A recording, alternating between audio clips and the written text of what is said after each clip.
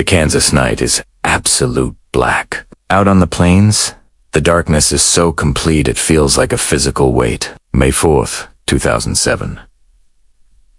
Distant thunder rumbles, a low growl that I ascend to Fadin Goai. It's getting closer, deeper. Then another sound joins it, a low, mournful moan that slowly climbs in pitch. The sirens are waking up across Kiowa County. A voice, sharp and urgent, slices through the crackle of a police radio. Not as a warning, but as a final judgment. Tornado emergency for Greensburg. Deep in the heart of southwest Kansas, a supercell thunderstorm has been churning for hours. A monstrous, rotating engine in the sky. Now, it has given birth. A tornado. And it's not just any tornado. This one is growing, feeding on the warm, unstable air, swelling wider and darker with every rotation. Its path is terrifyingly simple, aimed like an arrow straight at the heart of Greensburg, a small town of about 1,500 souls, all of them now in the path of a monster. In a basement beneath the county courthouse, the 911 dispatch center is a constellation of frantic, blinking lights. Every phone line is lit. A dispatcher, let's call her Sarah, presses the receiver to her ear, her voice steady despite the tremor in her hands, trying to be an anchor in a sea of rising panic. Yes, ma'am, I understand. Get to your...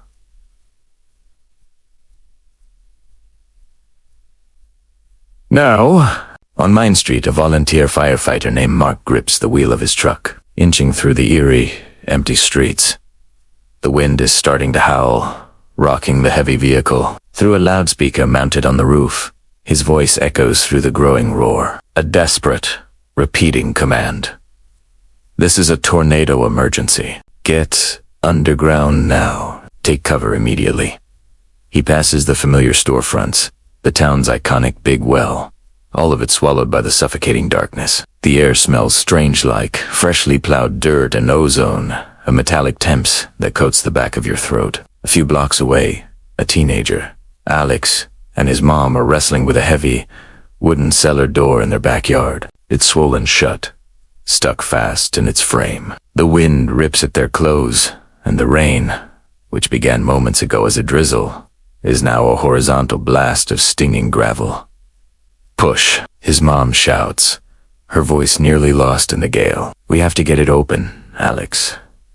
The sky above them is no longer sky. It's just a churning, boiling mass of black. Miles to the south, a storm-chasing couple, Jen and Mike, stare at the horizon through their windshield. They've tracked hundreds of storms, but they've never seen anything like this. The tornado, once a distinct funnel, has morphed into a colossal wedge, a solid wall of black that has completely devoured the horizon. It's not just a storm on the landscape. It has become the landscape. My God, Jen whispers, lowering her camera. It's over a mile wide. They know what this means. This isn't just a storm to be documented. It's an extinction-level event for whatever it touches. At the National Weather Service office in Dodge City, a meteorologist named David is frozen, his eyes locked on his radar screen. A terrifying signature has just appeared, blooming in the center of the storm's rotation. A debris ball? It's a dense, circular shape that means the tornado is no longer just wind and rain. It's now carrying pieces of the earth with it: trees, cars, homes. The radar confirms the winds are screaming at over 200 miles per hour. He knows, with a sickening certainty, that in a matter of minutes, the town of Greensburg will be subjected to forces few structures on earth can withstand. The destruction will be near to total. Back in Greensburg, the world begins to fail. The steady hum of the town's power grid wavers, then dies. Streetlights flicker one last time and go out, plunging the town into absolute, terrifying blackness. The sirens, which have been a constant, wailing comfort, stutter and fall silent, their mechanical voices choked off by the power cut. The only sounds left are the freightin' roar of the approaching storm and the frantic, final preparations of those in its path. Over the now fading scanner, a voice breaks, laced with static and awe. It's on the ground, and it's headed straight for Greensburg. A heavy door slams shut. A key turns in a lock. Into Sudan, echoing silence of a basement. A single, whispered prayer hangs in the air. The air splits, not with a crack, but with a deep, resonant hum that vibrates through your teeth. The wedge tornado, a living wall of churning blackness, stands 1.5 miles wide, a moving mountain that erases the horizon. Its leading edge is a ravenous mouth, swallowing farmsteads one by one. Above it, the sky pulses with an unholy green light as lightning forks inside the vortex, silhouetting towers of cloud rotating within the larger beast. The entire world seems to be compressing, squeezing the very air from the town of Greenfield. At the 911 dispatch center, the calls are no longer distinct. They are a single, overlapping cry. The dispatcher, a rock in a sea of panic, coaches a woman to get into her bathtub with pillows. Under the stairs, she tells another, her voice a steady anchor as cell service begins to flicker and die. "Just keep talking to me," she repeats. A promise she makes 2 strangers while her own home sits in the direct path. Miles away, the firefighter's truck crawls forward, visibility reduced to a few feet. Gravel and dirt thrown by the inflow winds needle the windshield like 1,000 tiny darts. He refuses to stop, his hand clamped on the siren horn. He's searching for one last sign of life, one last porch light to warn. He sees one flicker, then another. Then a whole street goes dark as transformers pop in a cascading chain reaction, their blue-white flashes punctuating the gloom. In a small house on Elm Street, a teenager and his mother are wedged into the crawl space, a dusty mattress pulled over them. The cellar door above them won't latch. The frame is warped. "The belt," he shouts, fumbling to unbuckle it. Together, they loop it through the handle and around a thick pipe, cinching it tight just as the house begins to groan. Outside, a neighbor pounds on a locked door, shouting a name, the wrong key, useless in their trembling hand. A dog strains against its leash, whining, its instincts screaming a truth humans are just beginning to understand. In their armored vehicle, the storm chasers lose their prize. The crisp, terrifying outline of the tornado dissolves as rain wraps around the vortex, turning the spectacle into a blurry, indistinct mass. Their camera shakes violently. The lead chaser stares at his GPS. The highway ahead, their only escape route, simply vanishes into a moving wall of night. They are no longer chasing. They are being hunted. Back at the National Weather Service office, the senior forecaster does something he's only done twice in his 20-year career. He overrides the automated text and types a rare, blunt message. This is a catastrophic and life-threatening situation. On his screen, the resignated the marker for objects being lofted thousands of feet into the air. No longer a small splotch. It's a violent, expanding bloom of red and purple, growing with horrifying speed. Then, it happens. The first homes on the southwest edge of Greenfield are struck. The sound isn't just a roar, it's a physical pressure. The violence is surgical, absolute. Roofs don't just tear off, they peel away like can lids. Walls don't crumble, they evaporate into a spray of splinters and insulation. A child's swing set is launched into the sky, followed by a pickup truck, tumbling end over end. Through a shattered window, a grand piano floats serenely for a split second before it's obliterated. The firefighter sees the lights of the first houses he passed simply cease to exist. He grabs his radio, the low-frequency roar of the vortex, now swallowing every other sound, pressing in on the truck, making the metal flex. "Dispatch, I have," he shouts. But the radio cuts to static. His words are gone. In the crawl space, the cellar door above the mother and son bows inward, a slow, deep breath taken by the house itself just before it's ripped apart.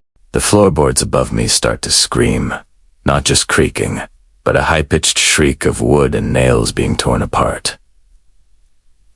1, 2, 3, I count the seconds between each impact, each one a hammer blow shaking the world.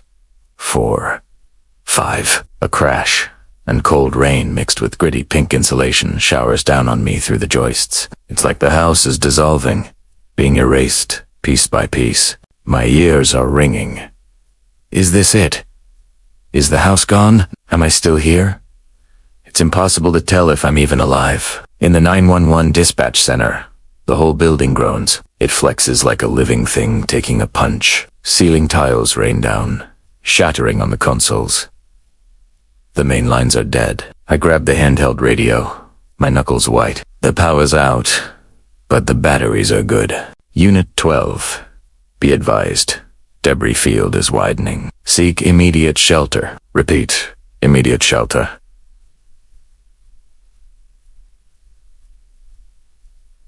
My voice is calm, steady. It has to be. The line is mostly static, a digital hiss, but someone out there might be listening. Someone needs to hear a voice that isn't the storm. I dive behind the engine block of the truck as the world turns into a blender of noise and fury. The fire engine, all 30 tons of it, rocks like a toy boat. Then it starts to spin. I belly crawl, digging my fingers into the mud, scrambling for the concrete culvert by the side of the road. As I pull myself inside, the last thing I see in my mind is that porch light on Elm Street. It was a warm yellow glow against the dark sky. And then it just went out. Forget the shot. Go, go, go. We abandon the tripod, the camera, everything. The ditch is 50 yards away, but it feels like a mile. The ground is slick with mud. My left shoe gets sucked off my foot, but I don't stop. I can't stop. The air is thick with a sound like tearing metal, a high-pitched hiss that feels like it's right over my head. We tumble into the ditch, hands over our heads, praying the earth holds us. On the screen in front of me, the radar image is a nightmare. The debris ball, that terrifying signature of a powerful tornado, is swelling, the colors deepening from angry red to a sickening black purple. I know exactly what that means. I can see the data, the velocity scans, the correlation coefficient drop. In clinical, academic terms, I understand the physics of what's happening, but all I can think about are the streets on the map under that digital stain. Maple Street, Grand Avenue, the school, the hospital. This is the one map I can't walk into, the one place I can't go to help in Primera Italiano. This isn't a whirlwind that passes. It's a grinder. It doesn't skip or hop. It scours. The earth, entire blocks are just gone, wiped clean down to the concrete foundations. Cars are crumpled and thrown like soda cans. I can hear the hiss of ruptured gas lines underneath the roar. Water from broken mains is already pooling in the streets, turning them into muddy rivers. The Big Well Museum, a landmark for a century, is a pile of splinters. In some cruel joke of physics, the deep Hindu well it was built to protect is still there, untouched. 30 seconds feels like a lifetime.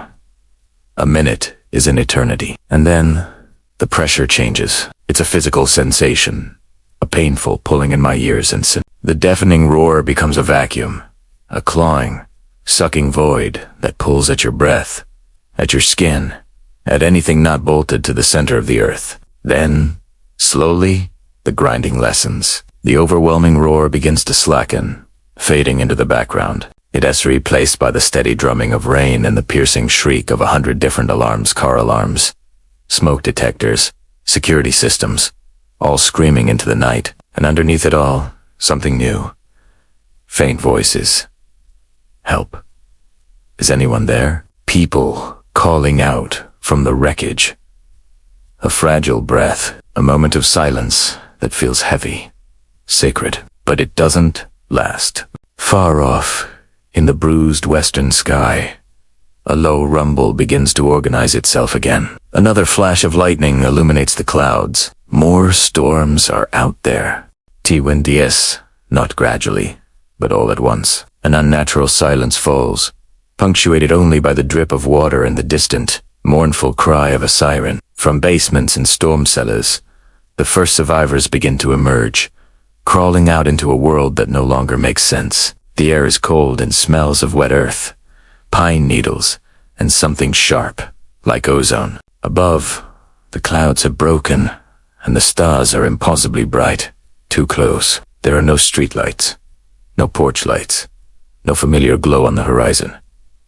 The town is gone. In its place is a flat, black maze of splintered wood and twisted metal.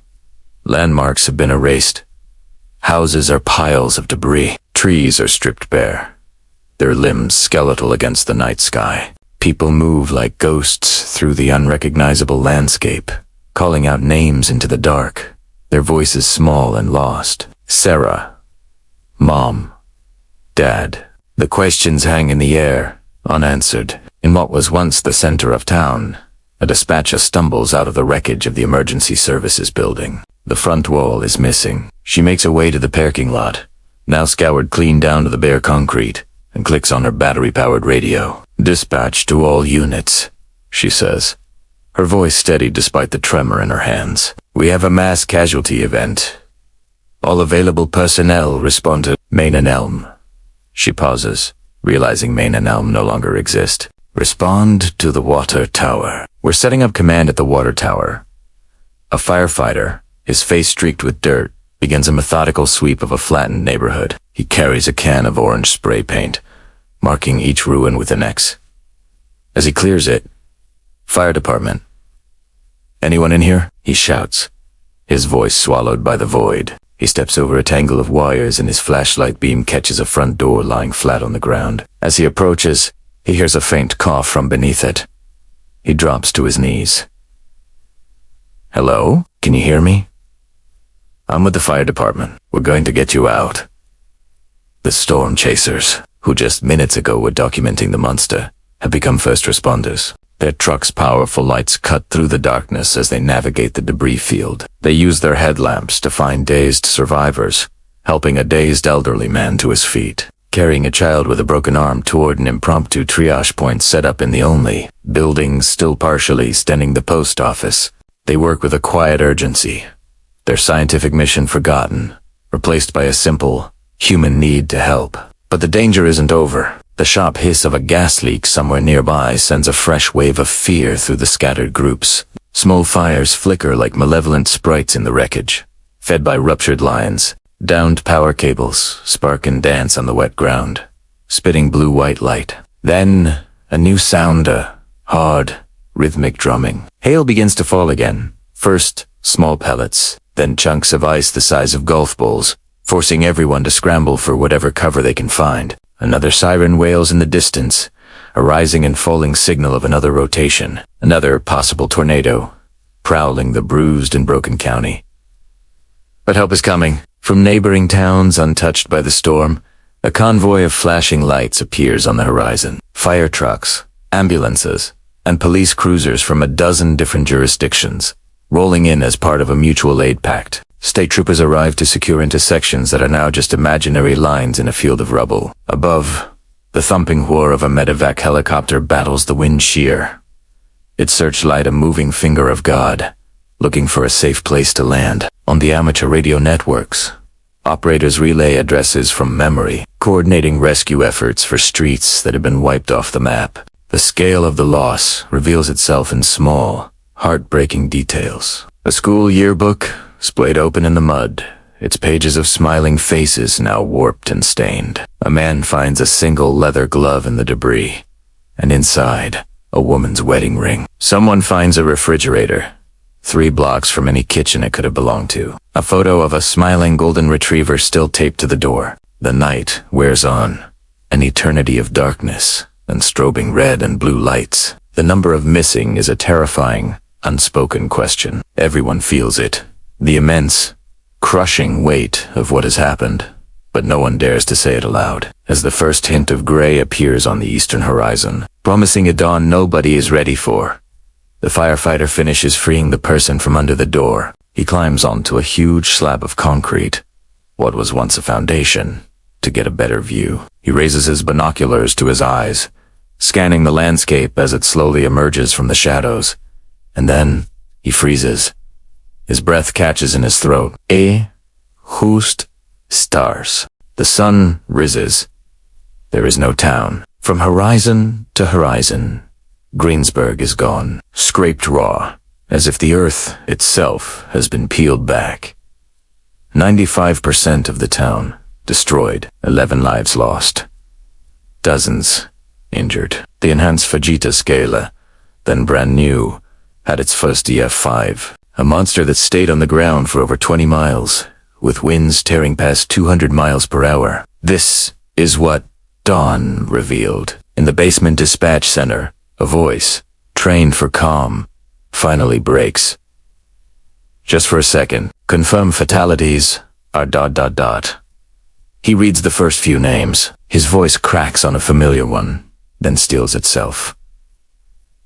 There are more to read. The list is long. Elsewhere, a firefighter stands where a street used to be. The street where he saw the last porch light. He stares at the empty space, a void where homes once stood. He sinks to his knees, just for a moment, then pushes himself back up. There's work to do. So much work. A mother and her teenage son crawled out of a basement shelter. They look up, not at their yard, but at an open, debris-strewn field. Nothing is recognizable. Not the house, not the trees, not the street. Then, a man stumbles by a small dog tucked under his arm. It's their neighbor. They only know him by his dog. The storm chasers, grim-faced, hand a memory card to a state official. The footage is now evidence, part of the official record of what happened here. They captured the monster, and now their data will help understand its terrible power. Hours later, the forecaster from Dodge City finally steps outside. The air is still, deceptively peaceful. He knows the words he used tornado emergency were a desperate gamble. But they bought people minutes, and in Greensburg, minutes were the difference between life and death. The aftermath is a stark, brutal arithmetic. The sound of helicopters overhead signals the arrival of the National Guard. News of a federal disaster declaration crackles over radios, but for the people on the ground, it's not about procedures. It's about sifting through the splinters of a life, looking for a photograph, a child's toy, anything that survived. It's about the crushing weight of total loss. But then, something shifts. A decision is made, not just to rebuild, but to rebuild differently, to answer destruction with defiance. Greensburg would not just come back. It would become a blueprint for the future. The town whose name celebrated the color of life would now live up to it.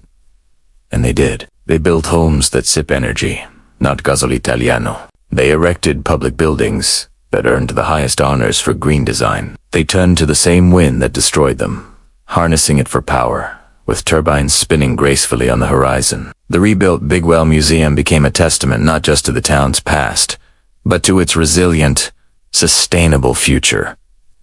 Hope here isn't a platitude. It was earned brick by painful brick. The final image isn't of ruin, but of rebirth. On a bare concrete slab where a home once stood, a new door frame is being installed. A family is starting again. Hands pass, bricks down a line, building a new wall. And in the distance, the sputtering cough of a generator finally gives way to the steady, quiet hum of a wind turbine. A new sound for a new Greensburg. If this story moved you, subscribe for more true stories of disasters that changed lives in minutes and shaped communities for generations.